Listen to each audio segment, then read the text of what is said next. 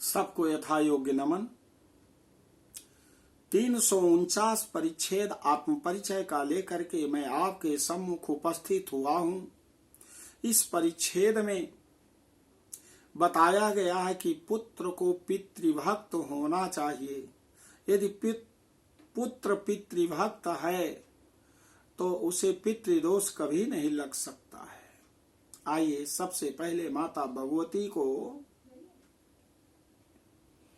चरण वंदन शंख ध्वनि से।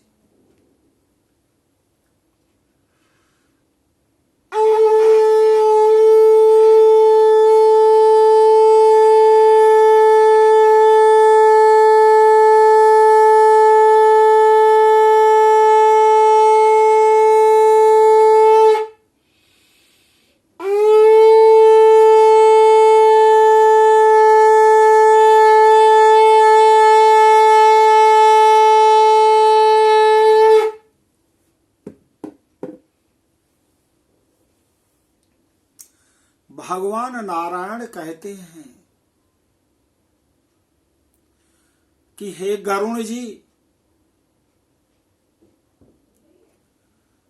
पुत्र को पितृभक्त होना चाहिए, हर प्रकार से प्रयत्न करना चाहिए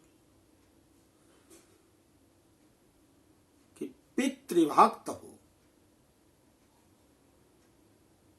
कहते हैं कौशिक के वे 7 पुत्र प्रथम जन्म में दशारण देश में 7 व्याध के रूप में उत्पन्न हुए थे।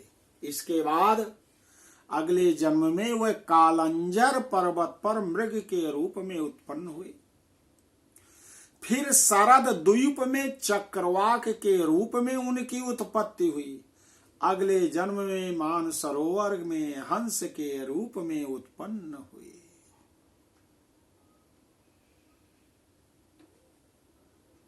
सप्त व्याधा दशारणेषु मृगा कालंजरे गिरौ चक्रवाका शरद्वीपे हंसा सरसी मानसे। ते अपि जाता कुरुक्षेत्रे ब्राह्मणा भेद पारगा पितृभक्तया चाते सर्वे गता मुक्तिम दुयात्मजा।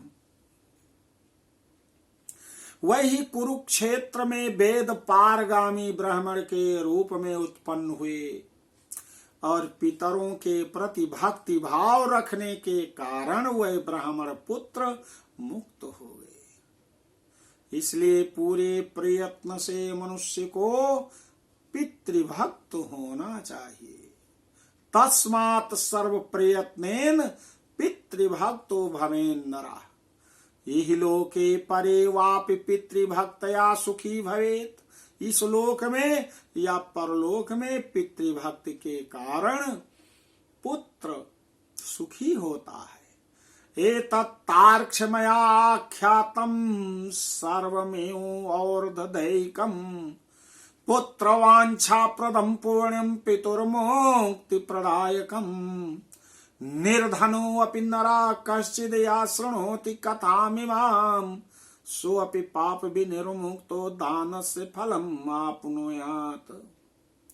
विधिना कुरुते यस्तु श्राद्धं दानं मयोदितं शृणुयाद् गारुणं चापि शृणु तस्यापि यत्फलम्।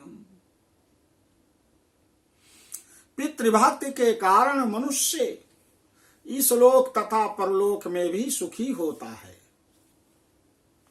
हे गरुण जी, यह सब और्ध्वदैहिक क्रिया हमने आपसे सुना दी, आपसे बता दी, आपसे कह दिया। यह कृत्य पुत्र की कामना को पूर्ण करने वाला, पुण्यप्रद तथा पिता को मुक्ति प्रदान करने वाला है। जो कोई निर्धन मनुष्य भी इस कथा को सुनता है वह भी पाप से मुक्त होकर पितरों के निमित्त दिए जाने वाले दान का फल प्राप्त करता है। जो मनुष्य मेरे द्वारा कहे गए श्राद्धों एवं दानों को विधि पूर्वक करता है और गरुण पुराण की कथा को सुनता है, उसके फल को सुनो।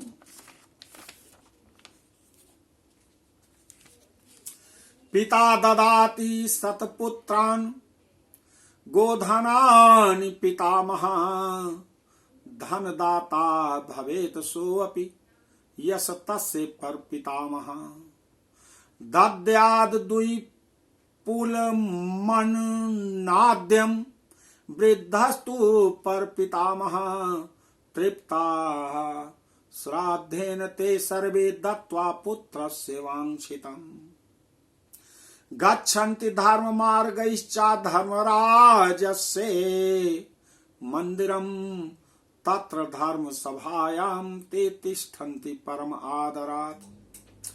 पिता उसको सतपुत्र प्रदान करता है। पिता की मृत्यु के बाद जो पुत्र, गरुड़ जी मैंने जो विधान आपको बताया इस विधान के अनुसार श्राद्ध कर्म करता है, पिता उसको सतपुत्र प्रदान करता है। पितामह उसे गोधन देते हैं, उसके पर पितामह उसे बहुविध धन संपत्ति प्रदान करते हैं। और वृद्ध पर पितामह तृप्त होकर विपुल अन्न आदि प्रदान करते हैं। इस प्रकार श्राद्ध से तृप्त होकर सभी पितर पुत्र को वांछित फल देते हैं और धर्म मार्ग से धर्मराज के प्रासाद महल में जाकर वह धर्मराज की सभा में आदर पूर्वक विराजमान रहते हैं।